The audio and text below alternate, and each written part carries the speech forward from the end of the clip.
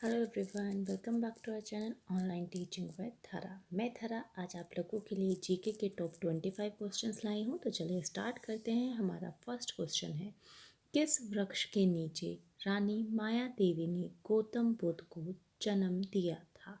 तो ऐसा कौन सा वृक्ष है? वो है आपका साल का वृक्ष। Option D is correct.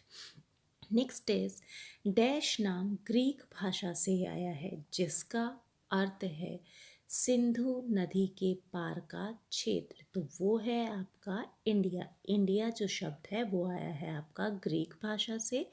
Option C is correct. हमारा अगला सवाल है, होम रूल लीग के संस्थापक कौन थे? होम रूल लीग के संस्थापक मानी जाती है Annie Besant. Option B is correct. आज का हमारा अगला सवाल है, निम्नलिखित में से कौन सा विद्रोह ब्रिटिश शासकों द्वारा लगाए गए प्रतिबंधों के विरुद्ध नहीं था? तो ऐसा आपका विद्रोह है ऑप्शन डी नक्सलवादी विद्रोह। Option D is correct. Next is किस ईस्वी में इंग्लैंड की रानी को भारत की महारानी घोषित किया गया था? तो इंग्लैंड की रानी को भारत की महारानी घोषित किया गया था 1876 में। Option D is correct. आज का हमारा अगला सवाल है, निम्नलिखित में से किस संधि के परिणाम स्वरूप तृतीय एंग्लो मैसूर युद्ध समाप्त हो गया था? तो वो आपकी संधि थी श्रीरंगपट्टनम की संधि।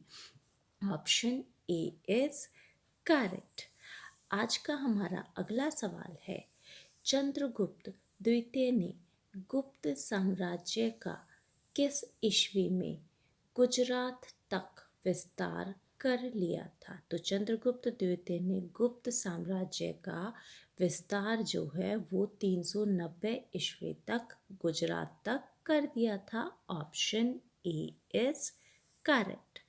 आज का हमारा अगला सवाल है, किसके बीच की अवधि को दिल्ली सल्तनत की अवधि के रूप में जाना जाता है? तो दिल्ली सल्तनत की अवधि के रूप में जाना जाता है 1206 से 1526 ईस्वी तक का समय। Option C is correct.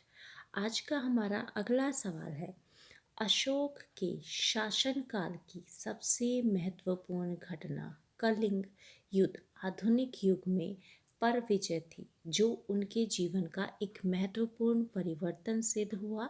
तो वो है आपका ऑप्शन बी ओडिशा में। Option B is correct.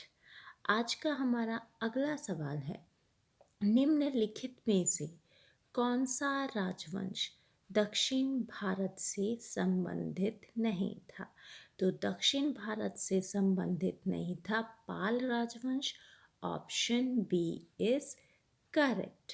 अगला हमारा सवाल है, भारतीय खाद्य सुरक्षा एवं मानक प्राधिकरण का मुख्यालय कहाँ पर स्थित है? तो भारतीय खाद्य सुरक्षा एवं मानक प्राधिकरण का मुख्यालय स्थित है नई दिल्ली में।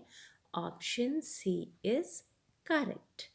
अगला हमारा सवाल है, उपजाऊ गंगा मैदान समृद्ध मिट्टी से बना हुआ है? तो वो कौन सी मिट्टी से बना हुआ है? वो बना हुआ है कछारी मिट्टी से। Option C is correct. आज का हमारा अगला सवाल है, जापान की सहायता से निर्मित पैथन जिसे हम कहते हैं जायकवाड़ी जल विद्युत परियोजना किस नदी पर है? तो जायकवाड़ी जल विद्युत परियोजना है गोदावरी नदी पर। Option D is correct.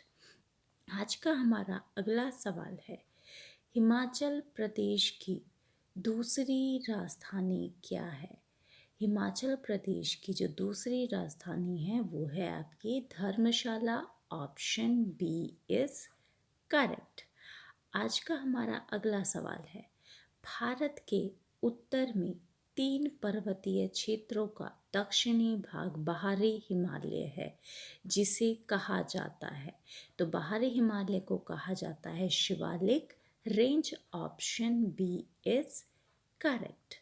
आज का हमारा अगला सवाल है, भारत की राष्ट्रीय प्रतिज्ञा के रचयिता कौन थे?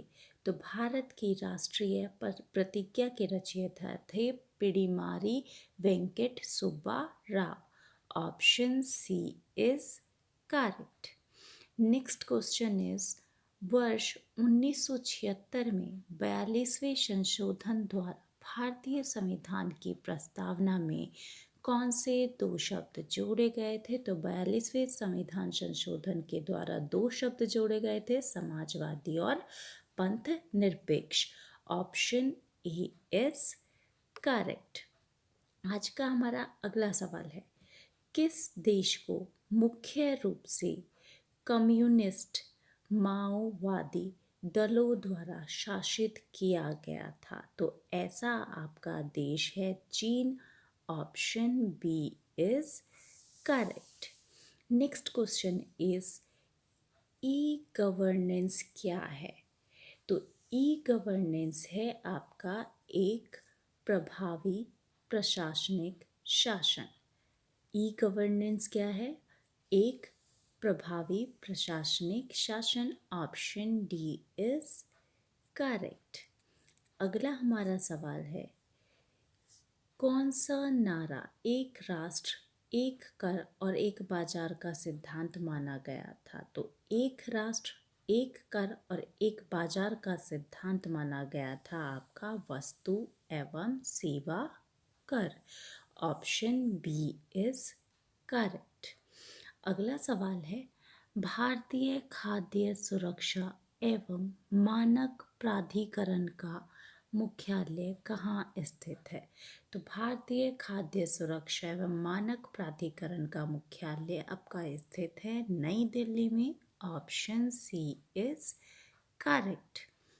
अगला सवाल है, जल संसाधन, नदी विकास और गंगा कायाकल्प मंत्रालय द्वारा गंगा को स्वच्छ करने के लिए सार्वजनिक संगठनों से एकत्र किए जाने वाले फंड का क्या नाम है? तो उसका नाम है Swachh Ganga fund. Option C is correct. Next question is, Bharat सरकार द्वारा भुगतानों को आसान बनाने के लिए एक भुगतान स्थानांतरण प्रणाली शुरू की गई है, तो वो प्रणाली का नाम क्या है? तो उसका नाम है भारत QR कोड।